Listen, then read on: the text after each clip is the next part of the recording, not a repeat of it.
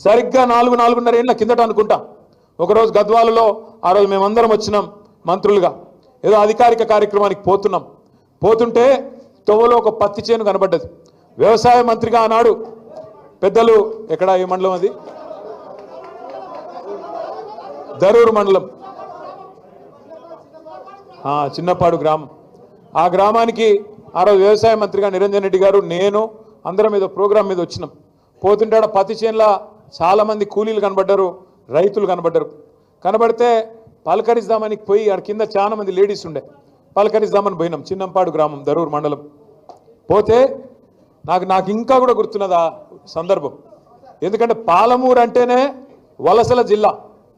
పాలమూరు అంటేనే ప్రతి సంవత్సరం బతుకుదెరువు లేక, నీళ్లు లేక, కష్టపడే మనుషులున్నా, నీళ్ళిచ్చే సంస్కారం ఉన్న ప్రభుత్వాలు లేక, పట్టించుకునే నాయకులు లేక వలసలు పోయిన జిల్లా, వెతలుబడ్డ జిల్లా పాలమూరు.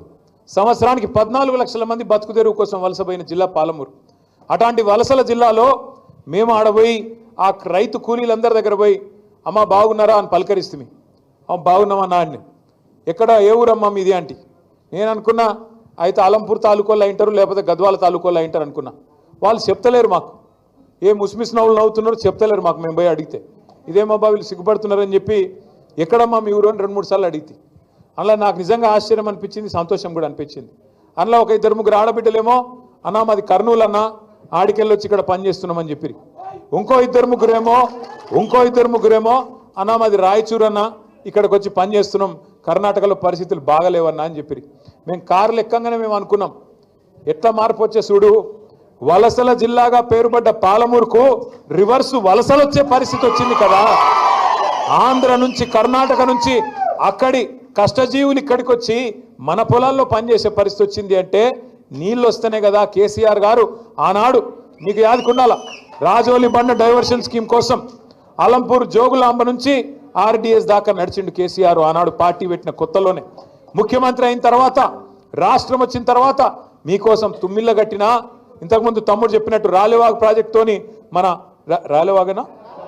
రాలెంపాడు ప్రాజెక్టుతో 2 లక్షల ఎకరాలకు నీళ్ళు ఇచ్చిన కేసీఆర్ ప్రభుత్వమే చేసిందా లేదా? అందుకే నిజాయితీగా నడిగడ్డ బిడ్డలు మళ్ళా కేసీఆర్ రావాలని చెప్పి మీరు 3 సార్లు కూడా ఓట్లేసి గెలిపించినారు. కానీ ఓటేసి గెలిపిస్తే ఇలా రాష్ట్రంలో జరుగుతున్నది ఏంది? ఒకనాడు మన నినాదం తెలంగాణ ఉద్యమంలో నీళ్లు, నిధులు, నియామకాలు, నీళ్లు, నిధులు, నియామకాలు. ఇలా రేవంత్ రెడ్డి ప్రభుత్వం వచ్చినాక ఏమైపోయింది? ఆ నినాదం మారిపోయింది. ఇప్పుడు ఏమిటి తెలుసా కొత్త నినాదం? బీఆర్ఎస్ మీద నిందలు, బిల్డర్లతో కాంట్రాక్టర్లతో దందాలు, రాహుల్ గాంధీకి చందాలు. నిందలు, దందాలు, చందాలు. నీళ్లు, నిధులు, నియామకాలు లేదు, నిందలు, దందాలు, చందాలు. తెల్లారి లేస్తే ఎవరిని దోసుకోవాలా, ఎవరిని ఎట్లా బెదిరించాలా, ఎవరిని తోలు వలిచి పైసలు వసూలు చేయాలా, ఎట్లా ఢిల్లీకి డబ్బులు పంపాలా. రేవంత్ రెడ్డి గారు మాటల మనిషి అని మనకు ముందే తెలుసు. మాటలు బాగా చెప్తాడు. ఎలక్షన్ల ముందు చాలా చెప్పిండు మాటలు, మీకు యాదుకుండాల. మాటల మనిషి అనుకున్నాం ఆనాడు, కానీ మూటల మనిషి అని ఇప్పుడు తెలుస్తూ ఉన్నది. అప్పుడు చంద్రబాబు నాయుడు మూటలు మోసిండు, యాదుకుండాల మీకు. ఓ నల్ల బ్యాగులు దొరికిండు కదా, యాదుకుందా? ఇప్పుడు ఏమో ఢిల్లీకి మూటలు మోస్తున్నాడు. తేడా ఏమీ లేదు. మాటల మనిషి, మూటల మనిషి అయిపోయినాడు. మీరు యాద్ చేసుకోండి. నిజంగా కూడా ఎన్ని అబద్ధాలు, ఎన్ని మాటలు. ఉరకండి, తొందరగా పోండి, పరిగెత్తుకుంటూ పోండి, బ్యాంకు గురికి తెచ్చుకోండి, 2 లక్షల రుణం నేను వస్తున్నా, రాగానే సోనియమ్మ మీద ఒట్టు మాఫీ చేస్తా అన్నాడు. డిసెంబర్ 9 నాడు సంతకం పెట్టేస్తా అన్నాడు. పిలిచిండు బ్యాంక్ వాళ్ళని పిలిచిండు. బ్యాంక్ వాళ్ళందరిని అడిగిండు, మరి 2 లక్షల దాకా రుణం మాఫీ చేయాలంటే ఎన్ని పైసలు అవుతాయి అని అడిగిండు. ఎన్ని పైసలు అవుతాయి అంటే వాళ్ళు అన్నారు చాలా పైసలు అవుతాయి సార్ అని వాళ్ళు చెప్పారు. చాలా అంటే ఎంత అన్నాడు. దగ్గర 50,000 కోట్లు అవుతాయి సార్, కరెక్ట్గా చెప్పాలంటే 49,500 కోట్లు అవుతాయి సార్ అని చెప్పారు. చెప్తే ముఖ్యమంత్రికి గొంతులో రాయిపడ్డట్టు అయింది. వామ్మో ఇదేమి రాని, తెలియక చెప్తిమి, ఏదో ఒకటి చెప్తిమి, ఎట్లా అని ఆలోచన చేసినాడు. ఆయన బట్టి ఇద్దరు కూర్చున్నారు, ఏం చేయాలా ఆలోచన చేసి తెల్లారి ముఖ్యమంత్రి గారు ఎక్కడో మీటింగ్లో మాట్లాడుతున్నాడు. 49,500 కోట్లని ముందు రోజే బ్యాంకులు చెప్పి పోతే, తెల్లారి ముఖ్యమంత్రి గారు ఒక సభలో మాట్లాడతాడు. 40,000 కోట్లు నేను కట్టేస్తా, ఒక్క సంవత్సరం కడుపు కట్టుకుంటే 40,000 కోట్లు కట్టి పారేస్తా అన్నాడు. 9,000 కోట్లు మింగేసిండు రాత్రికి రాత్రి. 4 రోజులైంది క్యాబినెట్ మీటింగ్ పెట్టే. క్యాబినెట్కు రుణమాఫీ అని ఫైల్ తీసుకుపోయి ముఖ్యమంత్రి గారేమో 40,000 కోట్లు అని చెప్పే.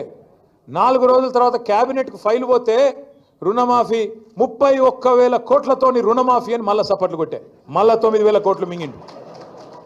తర్వాత మళ్ళీ చూస్తే అసెంబ్లీ పెట్టిండు, మేమందరం పోతిమి రుణమాఫీ ఏమో అని బడ్జెట్ పెట్టిండు.